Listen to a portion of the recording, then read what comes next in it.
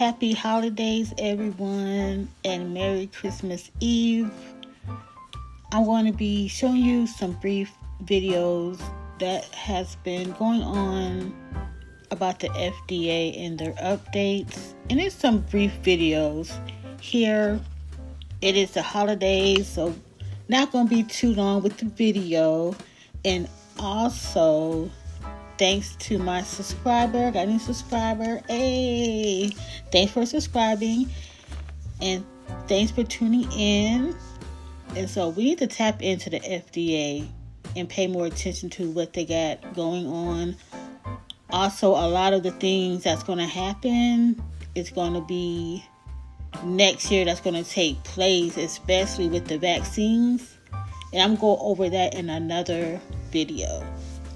But let's start with the egg recalls from Costco.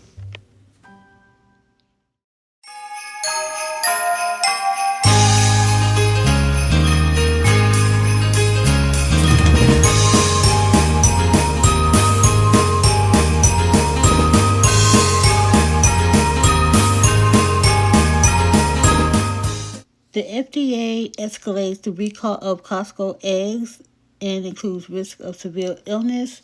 This is very important to know about. Get the information and pass it on to someone else and let them know about the recall of the eggs and more.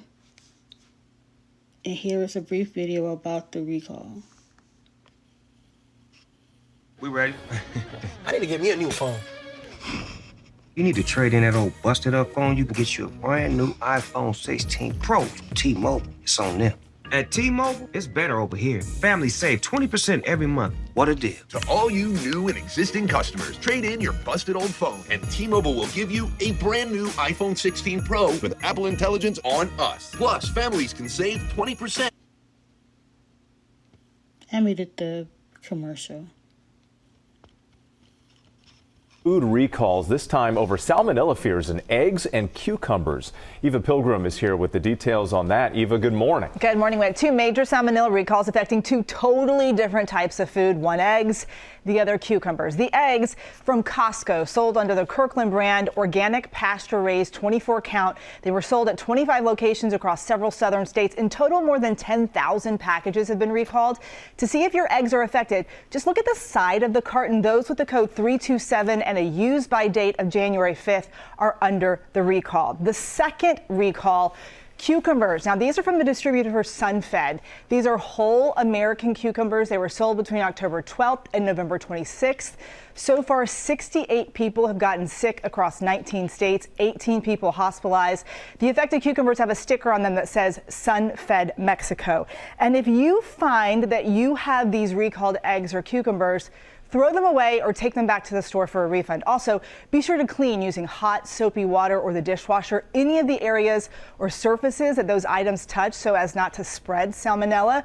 What are the symptoms of salmonella? Well, most people end up with gastrointestinal issues and a fever anywhere from 6 hours to 6 days after being exposed. It usually lasts from 4 to 7 days. Most people recover on their own, but if your symptoms are severe, you may need to see a doctor. Guys? Yeah, 4 to 7 days. Okay, Eva, thanks very much.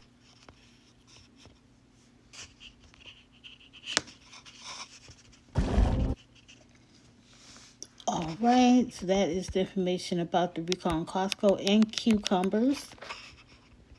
And like I said, this video is all about the FDA. Here is another FDA approval for weight loss medications. And here's what they have to say about that. It's a brief video.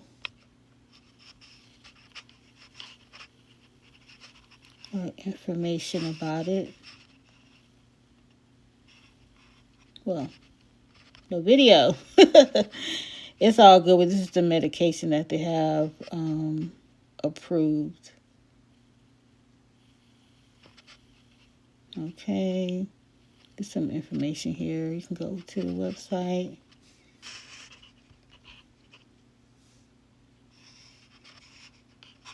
That's about the Costco eggs again. We already went over that already. This was approved by the FDA as well as diabetic medication for type 2 diabetics. I believe this one has a video about it as well.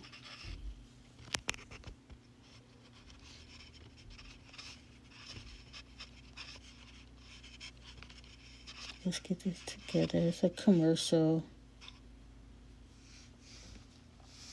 But the FDA has been approving a lot of new medications, and we need to know more about them. Okay, let's skip it. Could soon have their obesity medication covered by Medicare or Medicaid. The Biden administration unveiling their plan Tuesday morning, possibly giving access to drugs like Wegovy and Ozempic to millions of Americans. Right now, these medications can cost as much as $1,000 a month and are only covered if they're being prescribed to treat diseases like diabetes. Under the proposal, those who are considered obese would also qualify. The rule would not be finalized until days after President-elect Trump takes office. That could cause some issues, as his HHS Secretary nominee, Robert F. Kennedy Jr., has been an outspoken opponent of weight loss drugs and could block the measure if confirmed.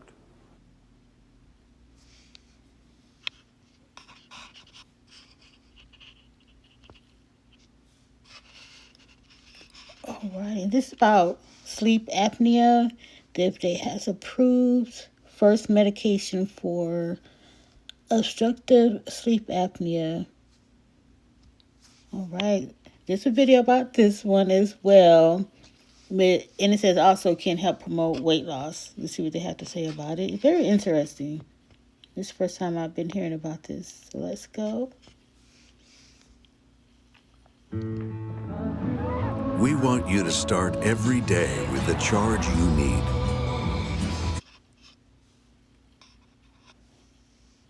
I didn't mean to do that. So we're giving you this home charger. I just wanted to... Okay, this is a play. And covering the cost of standard installation. I was The trying to mute the Ford commercial. Power Promise. That Electric didn't- vehicle confidence from day one. Enjoy 0% APR Let for me know what you 72 guys months think plus about all the $5,000 new bonus updates cash with on a new the FDA. 2024 Mustang Mach-E SUV. It's very interesting. It's great to learn new things as well. This is by Fox News. The findings from this study showing a real benefit of physical activity on sleep are particularly notable because there has been some controversy about sort of the optimal timing and intensity of exercise as it relates to sleep. And I think what's beneficial perhaps about this particular protocol is that it was these very short bouts of relatively low intensity physical activity that, by the way, anyone could do in their evening hours.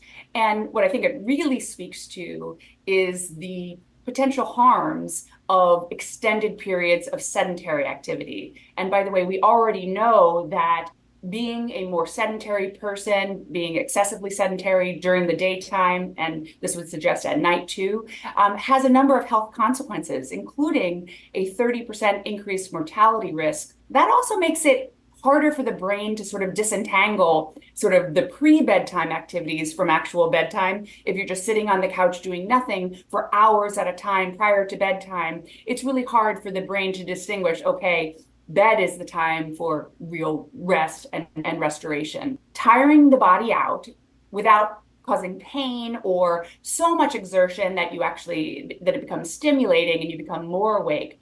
The idea is that these small little bouts of activity help to expend energy. It also might help you reduce stress. So this even suggests that just little bouts of physical activity in the evening hours to get you off the couch and moving, even marching in place, that could have benefits for your sleep and benefits for your health more globally as well.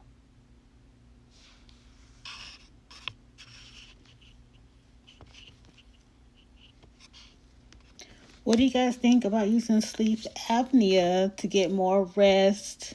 Using the machine to get a better night's sleep?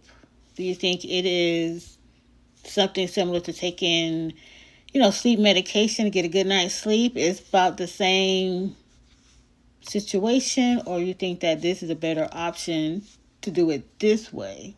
Let me know in the comments how you feel about it. And the rest of it is more about the recall on the eggs that's recently being recalled by Costco. I also will, like I said, be going over the new updates for the vaccines and the ages, children and adults, and when to get another one, and when it's going to be approved. And majority seems to say that next year, when the new president comes in office, it will be something that's going to start right away. So thank you for coming to my channel. Like, share, comment, and subscribe. Happy holidays. And see you guys later. Host.